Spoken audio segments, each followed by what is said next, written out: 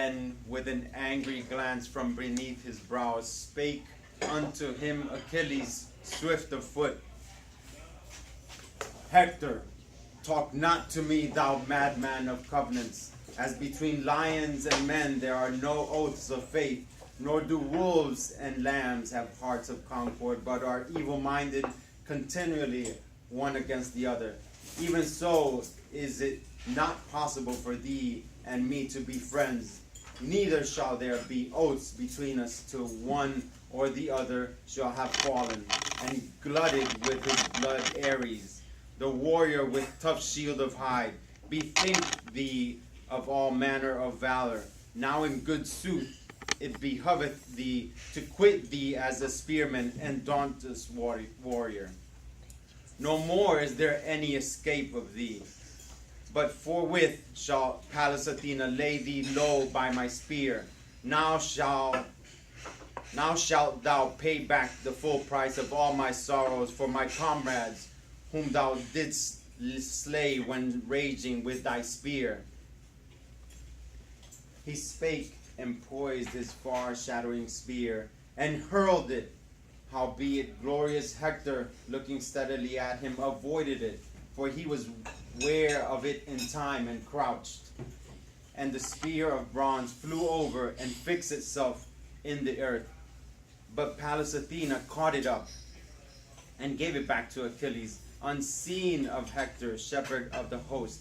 And Hector spake unto the peerless son of Peleus, Thou hast missed neither in any wise, as it seemeth, O Achilles, like to the gods. Hast thou yet known from Zeus of my doom? Thou verily thou thoughtest it. Howbeit vast, but glib of tongue, and a cunning knave in speech, to the end that seized with fear of thee I might be forgetful of my might and my valor.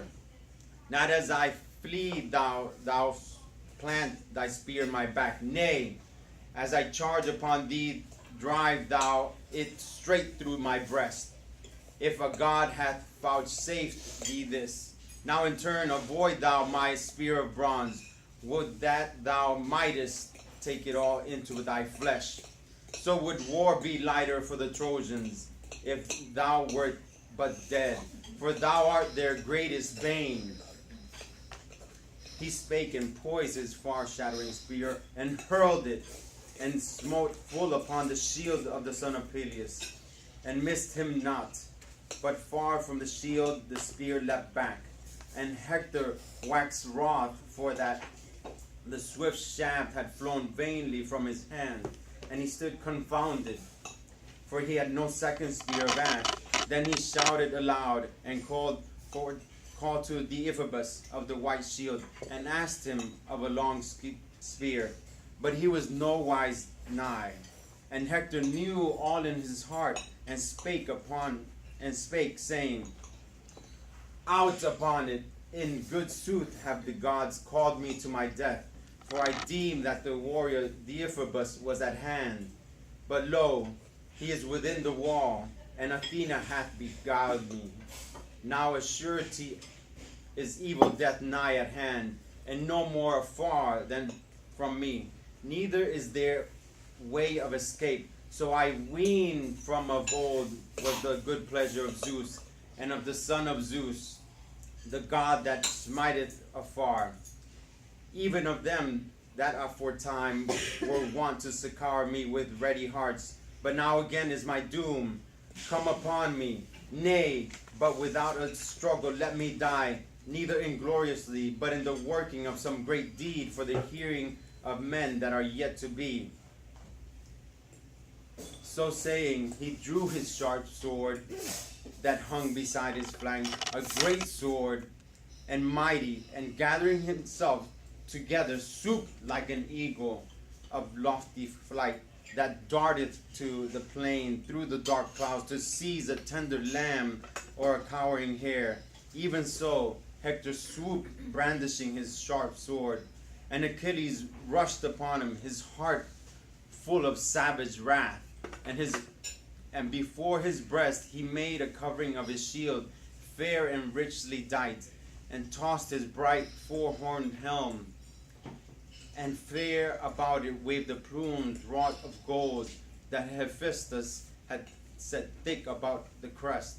As a star goeth forth amid stars in the darkness of night, the star of evening that is set in heaven as the fairest of all, even so went forth a gleam from the keen spear that Achilles poised in his right hand, as he devised evil for goodly Hector, looking the while upon his fair flesh to find where it was most open to a blow.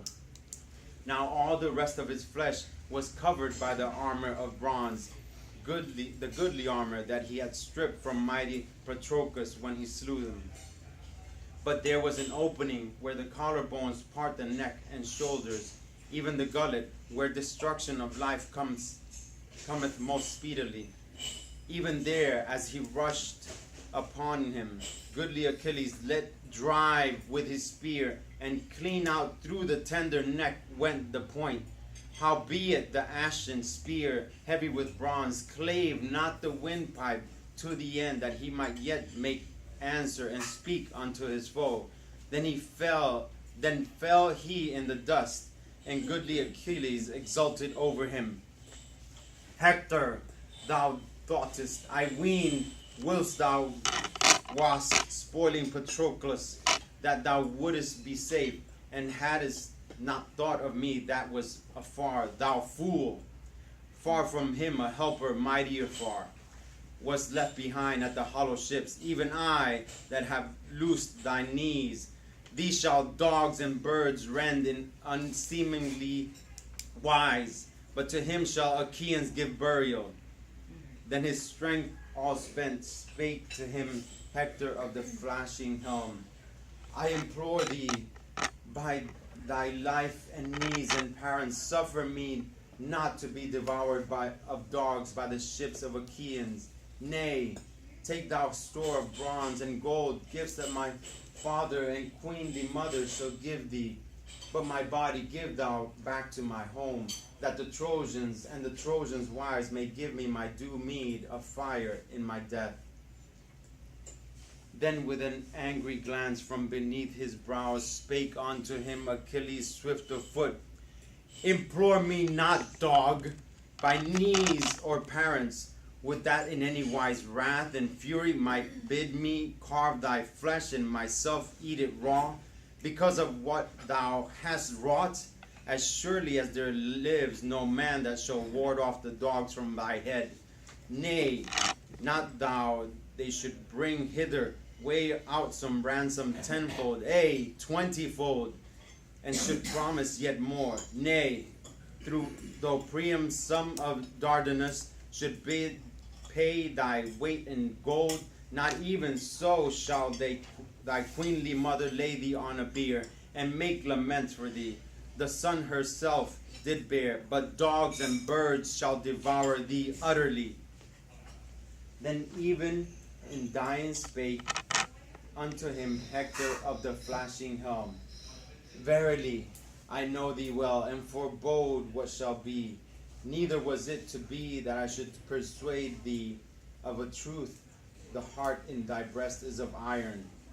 Bethink thee now, lest haply I bring the wrath of the gods upon thee on the day when Paris and Phoebus Apollo shall slay thee. Valorous gods upon thee on the day when Paris and Phoebus Apollo shall slay thee. Valorous through thou art at the Scaean gate. Even as he thus spake, the end of death unfolded him, and his soul, fleeting from his limbs, was gone to Hades, bewailing her fate, leaving manliness and youth. And to him in his death spake goodly Achilles, Lie thou dead, my fate will I accept, when so Zeus willeth to bring it to pass, and the other immortal gods. Madam Toastmaster.